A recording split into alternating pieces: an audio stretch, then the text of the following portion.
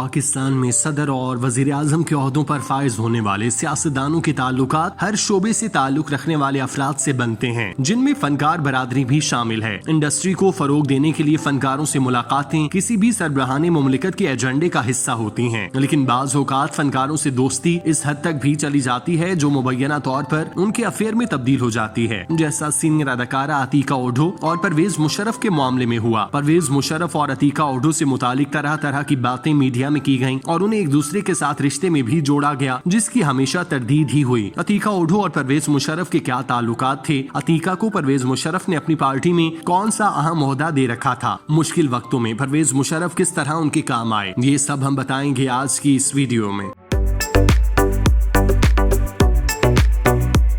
عتیقہ اوڈھو نے اپنی پیشہ ورانہ زندگی کی شروعات 1989 میں ایک میک اپ آرٹسٹ اور ہیئر سٹائلسٹ کے طور پر کی تھی۔ کراچی میں مختلف اشتہاری ایجنسیوں میں میک اپ آرٹسٹ کی حیثیت سے کام کرنے کے دوران عتیقہ کو ٹیلی ویژن کی شخصیت انور مقصود نے دیکھا اور اپنے ڈرامے میں کام دیا۔ 1993 میں عتیقہ نے انور مقصود کے ڈرامے ستارہ اور مہر النساء میں اداکاری کی۔ 1995 میں عتیقہ اوڈھو نے جو ڈر گیا وہ مر گیا سے فلمی کریئر کا آغاز کیا۔ ان کا حالیہ ڈرامہ کیسی تیری خود غرضی تھا، جس میں وہ دانش تیمور کی والدہ کا کردار نبھا رہی تھیں۔ عتیقہ اوڈھو نے فلم انڈسٹری میں قدم رکھنے کے بعد سے زوال نہیں دیکھا۔ ان کے ایک کے بعد ایک پروجیکٹ کامیابی سے ہمکنار ہوتے چلے گئے۔ وہ پاکستان کی سیلیبریٹی کے طور پر خود کو منوانے میں کامیاب ہو گئیں۔ عتیقہ اوڈھو کی شہرت کے قصے حکومتی ایوانوں تک بھی پہنچے تھے، جس کی وجہ سے انہیں ملاقاتوں کے لیے بھی مدعو کیا جاتا۔ خاص طور پر جب پرویز مشرف اقتدار پر قابض ہوئے تو انہوں نے ملک میں آزادی خیال کو فروغ دینے کے لیے جہاں ایک طرف پرائیویٹ چینلز کھولنے کی اجازت دی، وہیں انہوں نے فنکار برادری کی فلاح و بہبود کے لیے بھی خاطر خواہ اقدامات کیے، جس کی وجہ سے حکومت اور فنکار انڈسٹری کے درمیان فاصلے ختم ہوئے جو ضیاء الحق کے سینسرشپ سے وجود میں آئے تھے۔